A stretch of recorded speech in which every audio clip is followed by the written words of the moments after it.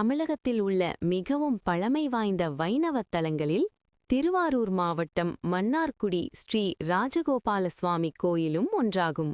குலோத்துங்க சோழனின் விண்ணகரம் எனவும் தென்னகத்து தெட்சிண துவாரகை என்றும் பக்தர்களால் போற்றப்படுவதுமான இவ்வாலயத்தின் மகா சம்பிரோஷணம் எனும் மகா கும்பாபிஷேகம் வரும் 28ஆம் தேதி காலை 9:30 மணிக்கு மேல் 10:15 மணிக்குள் நடைபெறவுள்ளன.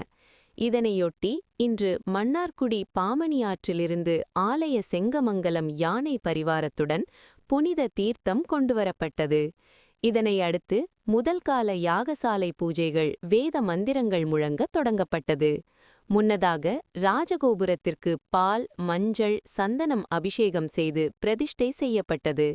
அதனைத் தொடர்ந்து மகா சம்பிரோஷணத்தையொட்டி ஆலய பிரகாரத்தில் 3500 சதுரடி பரப்பளவில் யாகசாலைகள் அமைக்கப்பட்டு 5 காலமாக யாகசாலை பூஜைகள் மேற்கொள்ளும் வகையில் அனைத்து ஏற்பாடுகளும் இந்து சமய அறநிலையத்துறை நிர்வாகம் விரிவாக செய்துள்ளது.